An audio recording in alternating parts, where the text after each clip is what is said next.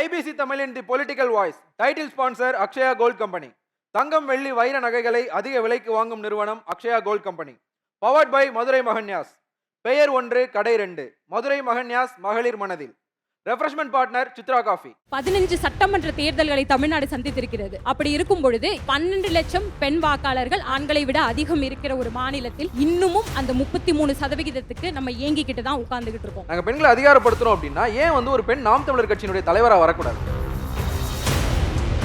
பாட்டன் பாரதி போட்டோஷாப்ல பாட்டன்னு சொல்றாங்க அப்படின்னு. சரி, போட்டோஷாப்ல தானே பாட்டன்னு சொல்றோம். அதுலயே உங்களுக்கு அவ்வளவு ஒரு பதட்டம் ஏன்? பார்ப்பன கடப்பாறை, பார்ப்பனத்தை தூக்கிட்டு புடிச்சிட்டீங்க. நீங்களே இப்ப பாரதியார பெருமையா தான் கொண்டு பெண்ணுரிமை சார்ந்து பேசும்போது நிலை நிறுத்துறீங்க. இப்ப இந்த இடத்துல நம்ம சமநிலை அடைஞ்சிட்டோம் அப்படின்னு சொல்லிடலாமா? நீங்க ரெண்டு விஷயத்தை குழப்பிட்டீங்க. அவங்க பார்ப்பன கடப்பாறைன்னு சொன்னது வேற, பாரதி வேற. அக்ஷயா கோல்ட் கம்பெனி அடகு 7 நகைகளை மீட்டு அதிக விலைக்கு விற்க அக்ஷயா கோல்ட் கம்பெனி. மதுரை மகன்யாஸ். பெயர் 1 கடை 2. மதுரை மகன்யாஸ், மகளிர் மனதில். சித்ரா காஃபி. 2026 யாரை அரியணை ஏற்றப் போகிறார்கள் தமிழ்நாட்டு பெண்கள்? யாரை அரியணை ஏற்றப் போகிறார்கள் அப்படிங்கிறத விட யாரை அவங்க அரியணை ஏற்ற வேண்டும், யாரை அவங்க அரியணை ஏற்றக்கூடாது அப்படிங்கிறத குறித்து ஒரு தெரிவினை அவங்களுக்கு வழங்கணும் அப்படின்னு நினச்சி தான் நான் இந்த மேடை ஏறுறேன். டாஸ்மாகில் 25.4% குடிநோயாளிகளும் ஆண்டுக்கு 10,000 15,000 பேர் இறந்து போகிற தமிழ்நாட்டில் தான் பெண்களுக்கு ஊக்கத்தொகை, நிவாரணம், இலவசம் இதெல்லாம் வழங்கிட்டு இருக்காங்க. நான் சொன்ன மாதிரி 25.4% குடிநோயாளிகள் இருக்காங்க. 4 மனிதனுக்கு 1 மனிதன் குடிநோயாளியாக இருக்கிறான். 15% குழந்தைகள் தங்களுடைய கல்வி பள்ளி படிப்பினை விடுறாங்க. 50% குடும்ப வன்முறை. பெண்கள் போய் காவல் நிலையத்திலேயோ எங்கேயோ போய் கம்ப்ளைண்ட் கொடுக்கறது. 50% குடும்ப வன்முறை தமிழ்நாட்டில் தான் இருந்துகிட்டு இருக்கு. அதுவும் குடிநோயாளிகளால். நான் சொல்லிட்டு இருக்கிறது குடிநோயாளிகள் குறித்த ஒரு கணக்கீடு. டாஸ்மாகினால் ஏற்படும் விளைவுகள். 10ல் 1 குழந்தைக்கு படிக்கிற வாய்ப்பு இழக்கப்படுது. அதாவது 5000 டாஸ்மாக் விற்பனை நிலையங்களும் கிட்டத்தட்ட இப்போ அவங்களுடைய வாக்குறுதிகள், திமுகவாக இருக்கட்டும் அதிமுகவாக இருக்கட்டும், அவங்களோட வாக்குறுதியில் 5000 விற்பனை டாஸ்மாக் விற்பனை நிலையங்களை படிப்படியாக நாங்கள் அதனுடைய எத்தனை நிலையங்கள் இருக்கும் அப்படிங்கிறத நாங்கள் குறைக்கிறோம் அப்படின்னு சொல்லிகிட்டே இருப்பாங்க. ஒவ்வொரு முறையும் வாக்குறுதியாக கொடுப்பாங்க, ஆனால் அது குறைக்கப்பட்டது இல்லை. அதன் வழியாக ஒரு ஆண்டுக்கு கிட்டத்தட்ட 48,344 கோடி வருமானம் ஈட்டுறாங்க. அந்த வருமானத்தில் இப்போ நான் சொன்னேன்ல, கிட்டத்தட்ட 20% ஆண்கள் தங்களுடைய வேலையை இழக்கிறார்கள். அப்படிங்கும் பொழுது அரசுக்கு ஏற்படுற அந்த பொருளாதார இழப்பீடு அப்படிங்கிறது கிட்டத்தட்ட 15,000 கோடி. இதுதான் தமிழ்நாட்டில் ஒரு சராசரி பெண்ணுக்கு இந்த அரசியல், தற்பொழுதுள்ள திராவிட அரசியல் கொடுத்துள்ள ஒரு குடும்ப கட்டமைப்பு சூழல். இந்த சூழலுக்குள்ள தான் பெண்களுக்கான பங்கீடாக இருக்கட்டும், பெண்கள் சமவாய்ப்பு பெறுவதாக இருக்கட்டும், பெண்களுக்கான சமூக நீதியாக இருக்கட்டும், இது எல்லாத்தையும் ஐடியாலஜிக்கல் போர்வையின் அடிப்படையில் பேசி கொண்டிருக்கிறார்கள். இதுக்குள்ளே தான் பெண்களுக்கு ஊக்கத்தொகை, நிவாரணத் தொகை, பெண்களுக்கு இலவச பஸ்ஸாக இருக்கட்டும், கிரைண்டரு, மிக்சியாக இருக்கட்டும், 1000 ரூபாய் 2000 ரூபாவாக இருக்கட்டும், இது போன்ற இதற்கு திராவிட ஆட்சியாளர்கள் வச்சுள்ள பேர் நீங்கள் ஸ்லிப்பாகி தான் ஏசின்னு சொன்னீங்க. ஏசி கொடுத்துட போகிறாங்க பார்த்து. இல்லை, அது கொடுக்கட்டும், எங்கள் பெண்கள் வாங்கிக்கட்டும். நான் தெளிவடைய வைக்கணும்னு தான் நினைக்கிறேன். இதெல்லாம் கொடுக்குறாங்க. இதில் அவங்களுடைய சமூக மேம்பாட்டினை நாங்கள் இதில் உறுதி செய்கிறோம் அப்படின்னு சொல்கிறாங்க. இதற்கு திராவிட ஆட்சியாளர்கள் வச்சிருக்க பேர் சமூக நீதி நலத்திட்டங்கள். இதுதான் அதற்குடைய பேர். 1947 விடுதலை அடைந்தோம். அதற்கப்புறம் 80 ஆண்டு காங்கிரஸ் திராவிட ஆட்சியின் கீழ் இருந்திருக்கிறோம். 60 ஆண்டு திராவிட ஆட்சியின் கீழ் அதிமுக திமுக ஆட்சியின் கீழ் இருந்திருக்கிறோம். இவ்வளோ பெரிய ஒரு காலகட்டத்துக்கு இன்னமும் 1000 2000 அரிசி பருப்பு சேலை கிரைண்டர் மிக்சி தான் வழங்கிக்கிட்டு இருக்கு ஒரு லிபரல் டெமோக்ரஸி, அதாவது ஒரு தாராளமய மக்களாட்சி. அப்படின்னா அவங்களுடைய பார்வை என்னவா இருக்கும்னா, சம உரிமை குடியரசு என்று சொல்லப்படுகிற ஒரு சோசியலிச குடியரசினை நோக்கி, அந்த பார்வையை நோக்கி மக்களுடைய கவனம் திசை திரும்பிவிடக் கூடாது அப்படிங்கிறதுக்காகவே இந்த கட்டமைப்புக்குள்ள மக்களை தொடர்ச்சியா வச்சுக்கிட்டே இருப்பாங்க அப்படிங்கிறது தான் கருத்து. சோசியலிச குடியரசு அப்படின்னா என்ன? ஏற்ற தாழ்வற்ற ஒரு சமூகம், அதாவது வர்க்க நிலை வேறுபாடுகள் இல்லாத, பாலின பேதங்கள் இல்லாத ஒரு சமநிலை சமூகம். அந்த சமூகத்தில் ஆண்களுக்கும் பெண்களுக்கும் சம வாய்ப்பு, ஆண்களுக்கும் பெண்களுக்கும் சம உரிமை, இந்த முன்னகர்வுகள் எல்லாமே வந்து ரொம்ப தீர்க்கமானதா நடக்கும். அது நடக்கக்கூடாதுங்கிற இடத்துல இந்த மாதிரியான விஷயங்களுக்குள்ள மக்களை வந்து சிக்க வச்சு தொடர்ந்து அந்த படிநிலையிலேயே, அந்த விளிம்பு நிலை மக்களை விளிம்பு நிலையிலேயே, அதற்கு மேலுள்ள மக்களை மேல்நிலையிலேயே வைத்துக் கொள்வதற்கு அவங்க இதை பயன்படுத்துவாங்க. இப்போ இங்க வெல்ஃபேர் ஸ்கீம்ஸ் அனௌன்ஸ் பண்றாங்களே, வெல்ஃபேர் ஸ்கீம்ஸ் அப்படிங்கிறது தேவையானது தான். அதாவது இப்போ கொடுக்கப்பட்ட ஒரு அர்பன் ஹவுசிங் டெவலப்மெண்ட் ஸ்கீமா இருக்கட்டும், இல்லைனா பெண்களுக்கு வந்து இந்த 50% இதுக்கு சப்சிடி, வாகனங்களுக்கு சப்சிடியா இருக்கட்டும், இந்த மாதிரி சில விஷயங்கள் எல்லாமே வந்து தேவைதான். ஆனா அந்த வெல்ஃபேர் ஸ்கீம்ஸ் எத்தனை காலகட்டத்துக்கு நீங்க கொடுக்குறீங்க, எத்தனை ஆண்டுகளுக்கு நீங்க ப்ரொவைட் பண்றீங்க அப்படிங்கிறது ரொம்ப குறிப்பிடத்தக்கது. அதாவது ஒரு குறிப்பிட்ட காலகட்டம், நீங்க வந்து போஸ்ட் இண்டிபெண்டன்ஸ், அதாவது விடுதலை அடைந்த ஒரு நாடுக்குள் நீங்க வந்துட்டீங்க, நீங்க ஒரு டெமோக்ராட்டிக் செட்டப் குள்ள வந்துட்டீங்க. அப்ப அந்த கண்ட்ரி வந்து டெவலப்பிங் இருந்து டெவலப்டு, அதாவது முன்னேறப்பட்ட சமூகத்தை நோக்கி நகருது அப்படின்னா ஒரு குறிப்பிட்ட காலகட்டத்துக்கு நீங்க இதை கொடுப்பீங்க. இந்த மாதிரி வெல்ஃபேர் ஸ்கீம்ஸ் கொடுக்கும்போது அந்த வெல்ஃபேர் ஸ்கீம்ஸை பயன்படுத்தி கொண்டு உங்களது பெண்களோ உங்களது சமூகமோ அடுத்த படிநிலைக்கு முன்னேறி செல்லும். முன்னேறி சென்று விட்டது அப்படிங்கிற கட்டத்தில் நீங்க எதை நோக்கி நகரணும் அப்படின்னா, அவங்களுக்கு அடுத்து இன்ஃப்ராஸ்ட்ரக்சர் ப்ரொவைட் பண்றது, அதாவது அவங்க சஸ்டைனபிளா டெவலப் ஆகிறதுக்கான ஒரு இன்ஃப்ராஸ்ட்ரக்சர் ப்ரொவைட் பண்றது. அது எதன் வடிவில் வரும்? கல்வி, மருத்துவம், குடிநீர், போக்குவரத்து, வெளியே போனா நான் போயிட்டு உள்ள வரதுக்கு ஒரு பாதுகாப்பான ஒரு சூழல், எனக்கு தேவையான எல்லா வசதி வாய்ப்பு, நான் இருக்க இடத்துல எனக்கு வேலை வாய்ப்பு, இது எல்லாத்தையும் நீங்க அடுத்த கட்டத்துக்கு நகர்ந்து போய் ப்ரொவைட் பண்ணும். ஆனா நீங்க அந்த கட்டத்துக்கு நகர்ந்துட்டீங்களா? நகரல அப்படிங்கும்போது நீங்க எதுக்காக இந்த சமூகத்தை எந்த லெவல்ல வச்சுக்கணுங்கிற ஒரு பார்வையில நீங்க போறீங்க. அது மட்டும் இல்லாம இப்ப இருக்க இந்த எகனாமிக் ஸ்டேட்டஸ் கோல மிகவும் பாடுபடுகிறவர்கள், அதாவது பொருளாதார அளவிலும் சரி, சூழலியல் சார்ந்த சிக்கல்கள் சார்ந்த அளவிலும் சரி, ரொம்ப அடிப்படுறது வந்து பெண்கள் தான். இது ரொம்ப அடிப்படை நிலையிலிருந்து புரிய வைக்கணும் அப்படிங்கிறது தான் என்னோட கருத்தா இருக்கு. இந்த வெல்ஃபேர் ஸ்கீம்ஸோட காலகட்டம் எவ்வளவா இருக்கணும் அப்படின்னு சொன்னதை ஒத்து நான் திருப்பி சொல்ல விரும்புறது என்ன அப்படின்னா, இந்த வெல்ஃபேர் ஸ்கீம் இருக்கு அப்படின்னா ஒரு பிலோ பாவர்ட்டி லைன்ல இருக்கிறவங்க வந்து ஒரு மிடில் கிளாஸ் லெவலுக்கு மூவ் ஆகி போகணும். மிடில் கிளாஸ் லெவல்ல இருக்கிறவங்க அப்பர் மிடில் கிளாஸ்க்கு நோக்கி மூவ் ஆகி போகணும். ஆனா இது நடக்குதா அப்படின்னா கிடையாது. ஏன்னா நீங்க இலவசங்கள், ஃப்ரீபீஸ், குடீஸ் இதெல்லாம் வாரி வாரி வழங்கும் பொழுது என்ன ஆகுது அப்படின்னா, அதுக்காக நீங்க கட்டுற வரி வந்து பல மடங்கு வந்து உயர்ந்து போகுது. உயர்ந்து போகும்போது மிடில் கிளாஸ்ல இருக்கவங்க, அப்பர் மிடில் கிளாஸ்ல இருக்கவங்க, இல்ல வந்து பிலோ பாவர்ட்டில இருந்து மிடில் கிளாஸ்க்கு நகர முற்படுறவங்க, அதாவது முதல் வீடு வாங்குறவன், முதல் கார் வாங்குறவன், முதல் வேலைக்கு செல்ற முதல் பட்டதாரி, இவன் எல்லாரும் இந்த சேத்துக்குள்ள போயிட்டு ஸ்டக்கப் ஆயிக்கிறான். இப்ப பெண் வாக்காளர்களுக்கு நான் சொல்றது என்ன அப்படின்னா, உங்களுக்கான நிரந்தர தீர்வுகள், அதாவது உங்களுக்கான சிக்கல்களுக்கான தீர்வுகள் உங்களுக்கு கிடைக்க வேண்டும் அப்படின்னு நீங்க எண்ணீங்க அப்படின்னா, பாலிசி டிசிஷன் மேக்கிங் இடத்தில், அதாவது உங்களுக்கான நிர்வாகம், உங்களுக்கான அரசியலுக்கான பாலிசிகளை வகுக்கும் இடங்களில் நீங்க உட்காரணும். எத்தனை இடத்துல எத்தனை பேர் உட்கார்ந்துருக்கீங்க? 15 சட்டமன்ற தேர்தல்களை தமிழ்நாடு சந்தித்திருக்கிறது.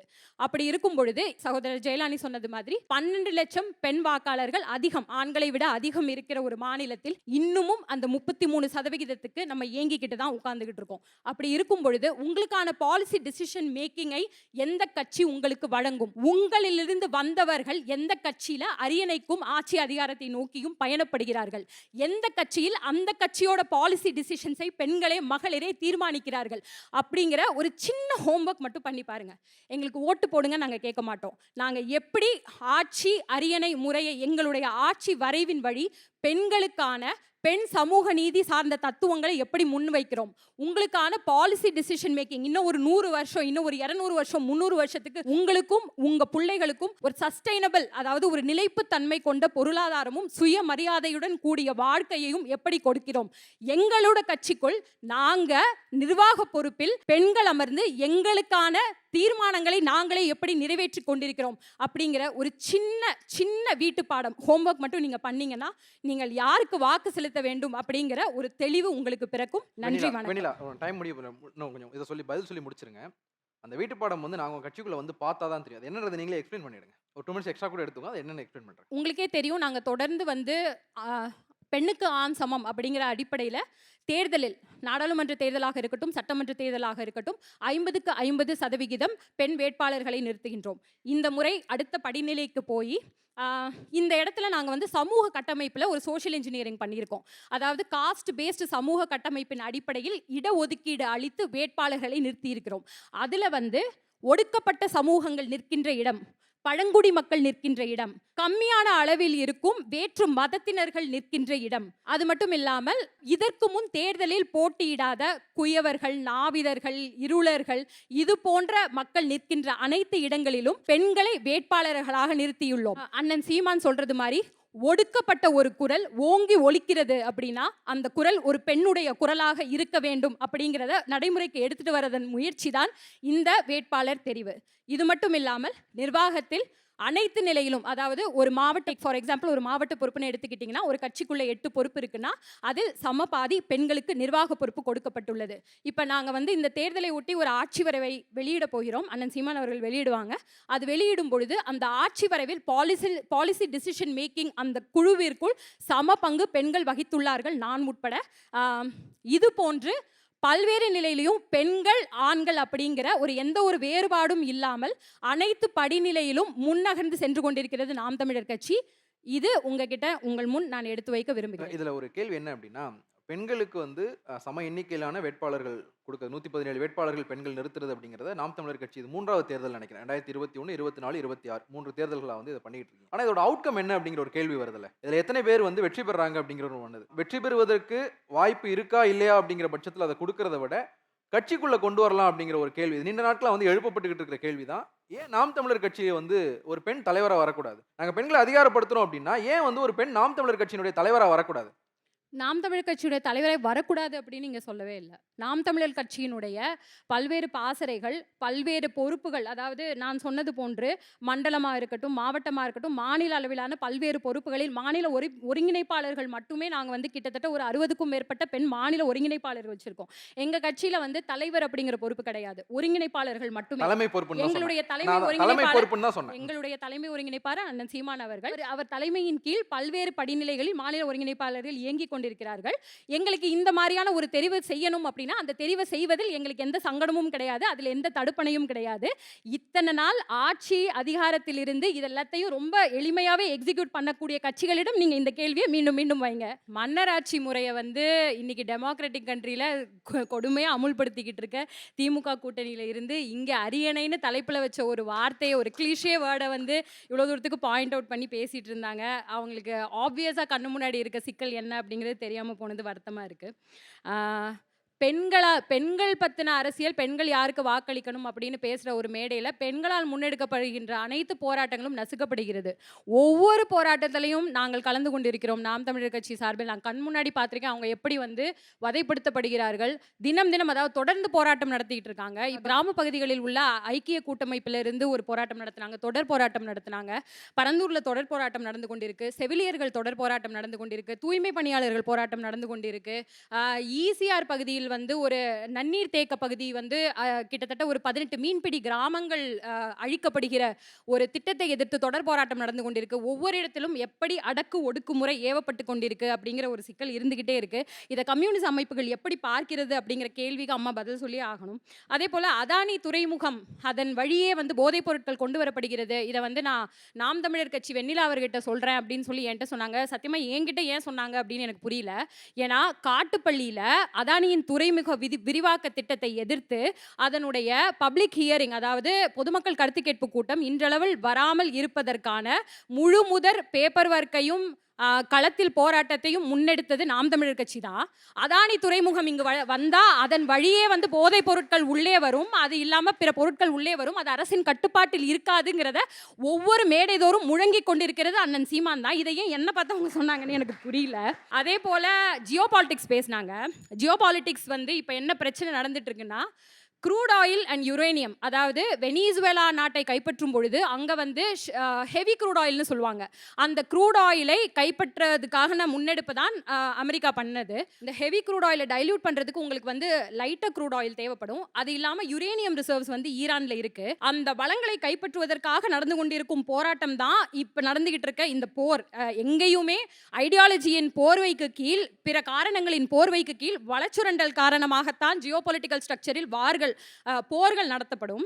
அப்படி இருக்க இங்க நம்ம வடசென்னை பகுதியில் தெர்மல் பவர் ஸ்டேஷனா இருக்கட்டும், நெய்வேலி லிக்னைட் கார்பரேஷனா இருக்கட்டும், சிபிசிஎல், ஓஎன்ஜிசி இவையா இருக்கட்டும், அட்டாமிக் பவர் பிளான்ட்டா இருக்கட்டும், இவை எல்லாத்தையும் எதிர்த்து அதாவது ஒன்றிய அரசிற்கு இப்போ இதில் வந்து சென்ட்ரல் கவர்மெண்ட் ப்ராஜெக்ட்ஸ் இருக்குது, அது சென்ட்ரல் கவர்மெண்ட் கண்ட்ரோலில் இருக்குன்னு அவங்க சொல்லுவாங்க. இதில் ஸ்டேட் கவர்மெண்ட்டுடைய பங்கும் இருக்கிறது. அதாவது லேண்ட் அண்ட் இன்ஃப்ராஸ்ட்ரக்சர் ப்ரொவைடிங்காக இருக்கட்டும், அங்குள்ள அந்த அட்மினிஸ்ட்ரேட்டிவ் செட்டப் ரன் பண்ணுறதுக்கான அந்த உதவிகளாக இருக்கட்டும், அனைத்தும் மாநில அரசு தான் ப்ரொவைட் பண்ணும். முதலில் அந்த திட்டங்களை விடத்திற்கு வரணுங்கிற தெரிவு செஞ்சு கொடுக்கறதுமே வந்து மாநில அரசு தான். இந்த மாதிரியான திட்டங்கள் இங்கே நம்ம மண்ணில் வந்து வளச்சுரண்டல் செய்யப்பட்டு ஒன்றிய அரசினால் இந்த மாநிலத்தை விட்டு வெளியே எடுத்துக்கொண்டு செல்லப்படுகிறது, வெளியே கொண்டு செல்லப்படுகிறது. அப்படிங்கிற இடங்கள்ல கம்யூனிஸ்ட் அமைப்புகள் தங்களுடைய கூட்டணி அமைப்பினான திமுகவுக்கு என்ன கேள்விகளை எழுப்பி இருக்காங்க, அதற்கு என்ன முயற்சிகள் எடுத்திருக்காங்க அப்படிங்கிறதும் எனக்கு தெரிய வேண்டும். அதுக்கப்புறம் வந்து என்ஐஏயோட ஹெட் குவார்ட்டர்ஸ் வந்து இங்கே மாநிலத்தில் அமைச்சாங்க அப்படின்னு ஒரு பாயிண்ட் சொன்னாங்க. செம்ம வேடிக்கையான பாயிண்ட்டு. ஏன் அப்படின்னா என்ஐஏ அமெண்ட்மெண்ட் பில் இருக்குல்ல, national investigation agency amendment bill, அதற்கான வாக்கெடுப்பு பார்லிமெண்ட்டில் நடைபெறும் பொழுது திமுக அரசு அதன் சார்பில் வாக்களித்தது. இந்த பாயிண்ட்டை நான் இங்கே முன்வைக்க முயற்சி பண்ணுறேன். அது அந்த சமயத்திலே நாங்கள் பயங்கரமாக சத்தம் போட்டோம். ஆனால் அது வந்து எந்த காதுகளையும் எடுபடலை. மீடியா பெருசாக அந்த பக்கம் கவனத்தை திருப்பலை. இப்போ இங்கே ஹெட் குவார்ட்டர்ஸ் வந்தானே வராட்டி என்ன ஃபார் தானே வாக்களிச்சுட்டு வந்தீங்க, அவங்கக்கிட்ட கேள்வி கேட்டாச்சா? ஓகே. அடுத்து வந்து கீர்த்தனா அவர்களுக்கு வந்து சொல்கிறேன். மாவட்ட பொறுப்பில் செயலாளர்கள் இருக்கிற கட்சி எத்தனைன்னு கேட்குறாங்க. எங்கள் கட்சி தான் பல ஆண்டுகளாக இருந்துகிட்ருக்கோம். மாவட்ட பொறுப்பு, மண்டல பொறுப்பு, மாநில பொறுப்பு, பொருளாளராக இருக்கும், செயலாளராக இருக்கும், ஒருங்கிணைப்பாளராக இருக்கும், ஆசிரியர்களின் தலைவர்களாக இருக்கும், அனைத்து பொறுப்பிலும் இருக்கும். அது மட்டும் இல்லாமல் செயற்பாட்டு குழுக்கள் இருந்தால் அதுலேயுமே நாங்கள் இருந்துட்டு தான் இருக்கோம். அதில் எந்த ஒரு மாற்று கருத்தும் இல்லை. அதுபோல் வந்து டெக் இன்வால்வ்டு விமன், அதாவது எத்தனை டெக்னாலஜிக்கல் பேஸ்டு கிரவுண்ட் லெவல் ஆக்டிவிட்டீஸில் வந்து பெண்கள் ஈடுபட்டிருக்காங்கன்னு கேட்டால் ஆக்சுவலாக அது ஒரு நல்ல கேள்வி. ஆனால் அந்த கேள்விக்கு பின்னணி தான் நான் பேசும்போதே சொன்னேன். நீங்கள் வந்து இந்த மாதிரி ஃப்ரீபீஸ் இதெல்லாம் கொடுத்துட்டே இருக்கும்போது பெண்கள் வந்து விளிம்பு நிலைக்கு கீழே இருக்கிற பெண்களால் அடுத்த படிநிலைக்கு முன்னேறவே முடியாது. நீங்கள் அடுத்த படிநிலைக்கு முன்னேறி போனால் தான் நீங்கள் டெக் லெவல் எம்ப்ளாய்மெண்ட்குள்ளேயே பெண்கள் வந்து போகிறத பற்றின சிந்தனைக்கு போக முடியும். நீங்கள் வந்து கம்ப்ளீட்லி ஃப்ரீபீஸை கொடுத்துக்கிட்டு ஒரு பக்கம் வந்து அவங்களுக்கு கொடுக்கப்படுற ஃப்ரீபீஸோ, பணமோ, ஊக்கத்தொகையோ, நிவாரண தொகையோ, இந்த டாஸ்மாக் இது போன்ற விஷயங்களில் வந்து சுரண்டலால் ஏற்பட்டு கொண்டே இருக்குது. அப்படிங்கும் பொழுது அவங்களால அதை மீறி அதற்கு அடுத்த என்ன சொல்றது வர்க்க நிலைக்கு முன்னேறி சென்று, இல்லை வந்து படிப்பளவில் முன்னேறி சென்று அதுக்கப்புறம் டெக் ரிலேட்டட் ஜாப்ஸ்குள்ளே போக முடியுமா அப்படிங்கிறது எங்கே தடங்கள் இருக்கிறது. கிராஸ் ரூட் லெவல்லேருந்து நம்ம பேசணும். நம்ம வந்து ஒரு மேல்தட்டு லெவல்லேருந்து மட்டும் பேசுகிறதுல எந்த பிரயோஜனமும் கிடையாது. We have to do the grass root analysis அந்த ஒரு விஷயத்துக்கு. சிவசங்கரி அக்கா வந்து பேசும்பொழுது அம்மா இந்த திட்டங்கள் கொண்டு வந்தாங்க, செஞ்சாங்க, பண்ணாங்க சொல்லிகிட்டே இருந்தாங்க. அதில் நிறையா தொட்டில் குழந்தை திட்டம்லாம் வந்து பர்சனலி நான் ரொம்ப விரும்பின ஒரு திட்டம், எனக்கு ரொம்ப மனதிற்கு நெருக்கமான ஒரு திட்டம். ஆனால் என்ன அப்படின்னா இப்போ அம்மா இல்லை, ஐயா தான் இருக்காங்க. பாஜகவை கையை பிடிச்சி உள்ளே கூட்டிகிட்டு வந்துட்டு இருக்காங்க. அப்படி கூட்டிகிட்டு வரும்போது மனு தர்மத்தின் அடிப்படையிலும் சனாதன அடிப்படையிலும் சொல்லப்படுற எல்லா விஷயமும் சமூக நீதி சார்ந்த சிந்தனைகளும் பெண் விடுதலை சார்ந்த சிந்தனைகளும் எப்படி வந்து நிறைவேற்றப்பட போகிறது அப்படிங்கிறது ஒரு கேள்விக்குறி தான். மற்றவர்கள் வைத்த கேள்வி தான் இது, அதிமுக கூட்டணியா பாஜக கூட்டணியா அப்படிங்கிறது. அதே போங்கிற மாதிரி நடிக்கிறீங்கன்னு சொன்னாங்க சிவசங்கரி. சரி, திருப்பி வந்து சொல்லட்டும். இப்போ நான் வேற கொஞ்சம் பாயிண்ட்ஸும் ஆட் பண்ணியிருக்கேன்ல, அங்கே கவனி உங்களுக்கு தான் பேசிட்டு இருக்காங்க. அதே போல் திமுகவை எதிர்த்து அத்தனை கேள்விகள் எழுப்பினாங்க. சமூக நீதி சார்ந்த தீண்டாமை வந்து குறிப்பிட்ட ஆண்டுக்கு அப்புறம் தான் தீண்டாமை வந்து வந்தது அப்படிங்கிற மாதிரியான கேள்வியெல்லாம் இது பண்ணாங்க.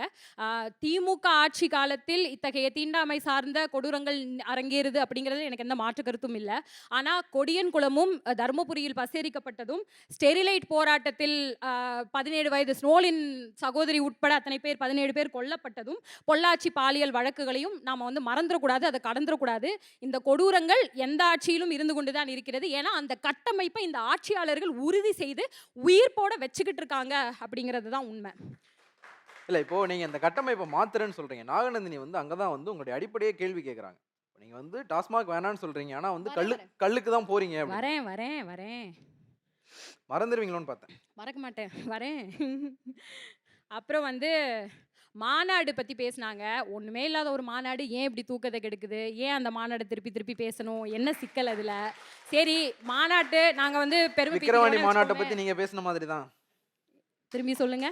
விக்கிரவாண்டி மாநாட்டை பற்றி நீங்கள் பேசின மாதிரி தான். இல்லை, அந்த மாநாட்டினோட நோக்கம் வேற இல்லை. இப்போ அவங்க சொல்லும் போதே சொன்னாங்களே, குவார்டர் இல்லாமல் இது இல்லாமல் எந்த ஒரு என்ன சொல்கிறது, ஒரு அட்ராக்டிவ் பவர் எதுவுமே இல்லாமல், ரசிக மனப்பான்மை எதுவுமே இல்லாமல் நாங்கள் கூட்டம் கூட்டுறோம் அப்படின்னு சொல்லி சொல்கிறாங்கல்ல.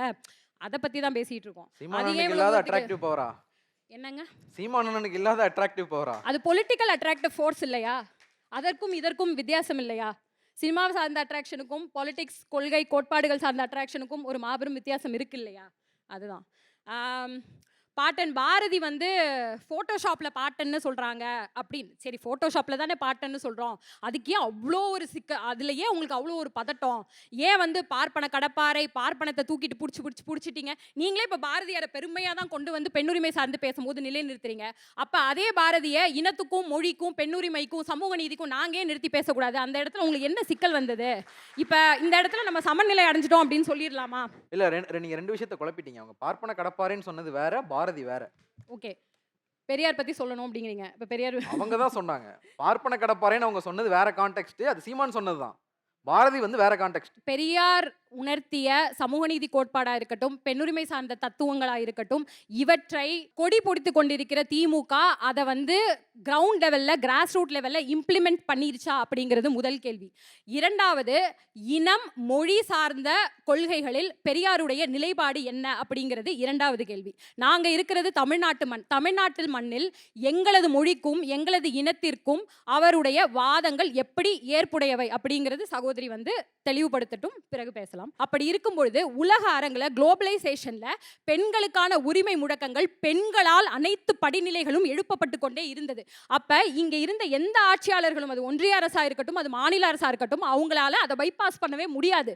அவங்களுடைய டெமோக்ராட்டிக் செட்டப்குள்ள இந்த உரிமைகளை மீட்டெடுத்து செய்ய வேண்டியது அப்படிங்கிறது அவசியம்தான். இந்த ஷியர் மினிமம், பேர் மினிமமை நாங்கள் செய்து கொடுத்தோம், உங்களுக்காக நாங்க செஞ்சோம், எங்களால தான் நீங்க படிச்சீங்க, எங்களால தான் நீங்க முன்னுக்கு வந்தீங்க, எங்களால தான் இன்னைக்கு சட்டை பேண்ட் போடுறீங்க, வந்து நிக்கிறீங்க, பேசுறீங்க இப்படின்னு நீங்க சொல்றீங்கல்ல, அந்த இடத்துல தான் எங்களுக்கு சிக்கல் இருக்கு. அந்த இடத்துல எவன் ஆட்சியாளனா இருந்தாலும் இதை எங்களுக்கு செஞ்சு கொடுத்துருக்கணும். அதுக்காக தான் உங்களுக்கு நாங்க ஓட்டு போட்டு மேல வந்து உட்கார வச்சோம். இதை தூக்கி எங்க மூஞ்சியில போடுறதோ, ஓசி பஸ்ல தானே நீங்க டிராவல் பண்ணி வரீங்கன்னு சொல்றதும் எல்லாம் ஒண்ணுதாங்க. இதை திருப்பி பண்ணாதீங்க. நாங்களே ஆட்சிக்கு வந்து பல்வேறு உரிமைகளை மீட்டு கொடுத்தாலும் உங்களுக்கு அது நாங்கள் போட்ட பிச்சை என்று ஒரு பொழுதும் நாங்கள் கோர மாட்டோம். அது எங்களுடைய கடமை என்று மட்டும் தான் நாங்கள் செய்வோம். அதே போல வந்து கல் பத்தின இது நான் சொல்ல விரும்புறேன். கல் என்பது உணவு பொருள் அப்படின்னு சொல்லி கான்ஸ்டியூஷன்ல பதியப்பட்டிருக்கு. அது ஏன் உணவு பொருள் நான் சொல்றேன்? இப்போ நீங்க ஆல்கஹால், லிக்கர், சாராயமோ சரக்கோ, இப்போ ஏதோ ஒரு ஃபார்ம் ஆஃப் லிக்கர் இருக்குல்ல, அதுல வந்து எந்த நியூட்ரியன்ட் வேல்யூமே இருக்காது, ஊட்டச்சத்து என்பது எதுவுமே இருக்காது. அதை வந்து நீங்க இப்போ ஒரு இடத்துல சிந்த விட்டீங்க அப்படின்னா அது மேல வந்து புழுவோ பூச்சியோ ஏதோ ஒன்றோ இருக்காது. இது வந்து நேச்சுரலாகவே ஒரு மரத்துல ஒரு நொதிப்பு தன்மையால் உருவாகக்கூடிய ஒரு பொருள் கல்.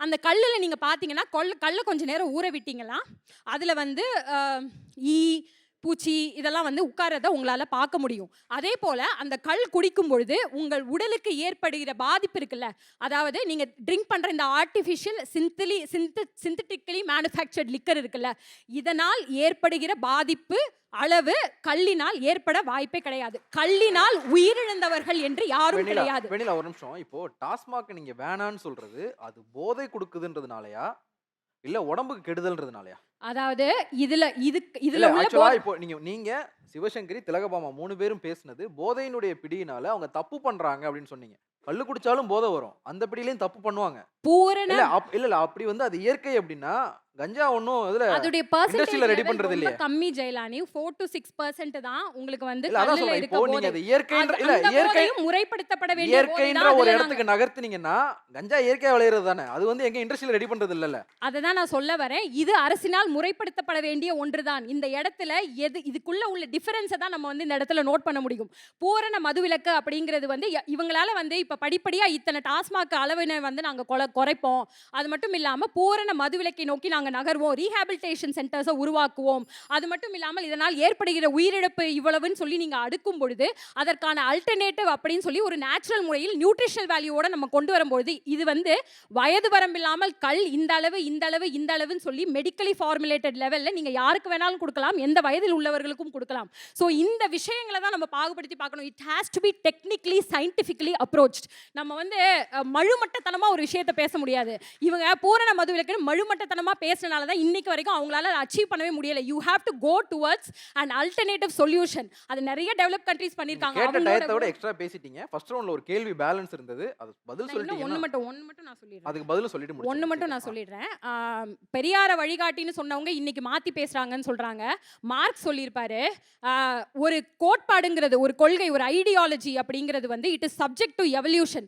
அது பரிணாம வளர்ச்சி அடைந்து கொண்டே இருக்க வேண்டும். காலத்தின் போக்கில் அர்பனைசேஷன், குளோபலைசேஷன், மாற்றங்கள், முன்னேற்றங்கள், பரிணாமங்கள் மனிதர்கள் அடைந்து கொண்டிருக்கும் பொழுது அந்த ஐடியாலஜியும் அதற்கு ஏற்ப, தேவைக்கேற்ப தன்னைத்தானே தகவமைத்து கொள்ள வேண்டும். அது மக்களின் முன்னேற்றத்துக்கு ஏதுவானதாக இருக்க வேண்டும். அப்படித்தான் கோட்பாடுகள் வரணும். உங்களை மாதிரி ரிஜிடா பிடிச்சிட்டு அதுக்கு எந்த காசும் இல்லாம அதனால மக்கள் மெனக்கெட்டா கூட அந்த ஐடியாலஜியை போத்திக்கிட்டு அதுக்குள்ள ரிலீஜியனையும் சாதியையும் மதங்களையும் வாழ வைத்துக் கொண்டே இருப்பதற்கு பேரு ஐடியாலஜிக்கல் எவல்யூஷன் இல்ல. நாங்க பேசுறது ideological evolution. It is very very important. நீங்க கொள்கை கோட்பாடுகள் காலநிலையில இன்னைக்கு வந்து டெஸ்ட்ராய் ஆகாம இருக்கப்படுகிற கோட்பாடுகள்னு சொல்லி நீங்க உள்ள போய் தேடி பார்த்தீங்கன்னா உங்களுக்கு இதற்கான பதில் கிடைக்கும். It is too technical. இன்னும் ஒன்று, இந்த லிப்ஸ்டிக் பஸ் அப்படின்னு சொல்லி சொன்னாங்க. அதை அவங்க தப்பாக சொல்லிட்டாங்க. ஆக்சுவலாக லிப்ஸ்டிக் பஸ் இல்லை, அந்த பெயிண்ட் அடிக்க கான்ட்ராக்ட் கொடுப்பாங்கல்ல, அதில் பாதி காசை எடுத்துட்டா முன்னாடி மட்டும்தான் பெயிண்ட் அடிக்க காசு இருக்கும். அதை தான் அவங்க அப்படி சொன்னாங்க. அந்த பாயிண்ட்டை மட்டும் நான் வலியுறுத்திக்கிறேன். நான் கேட்ட கேள்விக்கு பதில் சொல்லுங்க. என்ன கேள்வி? நாம் தமிழர் கட்சிக்கு ஒரு பெண் தலைவர். பெண் தலைவர் வரணும்னா வருவாங்க. இதுல எந்த தடங்களும் இல்லைன்னு தான் நான் சொல்றேன். அதற்கான ஒரு முயற்சி எடுக்கப்படுகிறது என்றால் வருவாங்கன்னு நான் சொல்றேன். இப்ப மற்ற இடத்துல அதுல சிக்கல் இருக்குல்ல, வரவே முடியாதுன்னு இருக்குல்ல, அந்த மாதிரி இங்க கிடையாதுன்னு சொல்ல வரேன். பிற வேற்றுமொழியாளர்களுக்கு வந்து இடஒதுக்கீடு பத்தி, வேட்பாளர்களில் இடஒதுக்கீடு பத்தி கீர்த்தனா அவர்கள் வந்து பேசியிருந்தாங்க. நான் சொல்லும் பொழுதே சொன்னேன், காஸ்ட் சென்சஸின் அடிப்படையில் அப்படிங்கிறது நான் தமிழ் சாதிகளின் அடிப்படையில் மட்டும் நாங்கள் கொடுத்துருக்கோம் அப்படின்னு நான் சொல்லலை. அனைத்து இங்கு வசிக்கிற, தமிழ் மண்ணில் வசிக்கிற அனைத்து குடியினர்களின் காஸ்ட் சென்சஸ் அடிப்படையில் தான். அதுல பிற மொழியாளர்களுக்கு கிட்டத்தட்ட 13 இடம் கொடுத்திருக்கோம். நன்றி. அனைத்து மொழியாளர்களும் உள்ள இருக்காங்க. நன்றி. ஐபிசி தமிழின் the political voice title sponsor Akshaya gold company. தங்கம், வெள்ளி, வைர நகைகளை அதிக விலைக்கு வாங்கும் நிறுவனம் Akshaya gold company. Powered by Madurai Maganyas. பெயர் 1 கடை 2. மதுரை மகன்யாஸ், மகளிர் மனதில். Refreshment partner Chitra coffee. Akshaya gold company அடகு 7 நகைகளை மீட்டு அதிக விலைக்கு விற்க அட்சயா கோல்ட் கம்பெனி. மதுரை மகன்யாஸ். பெயர் 1 கடை 2. மதுரை மகன்யாஸ், மகளிர் மனதில். சித்ரா காஃபி.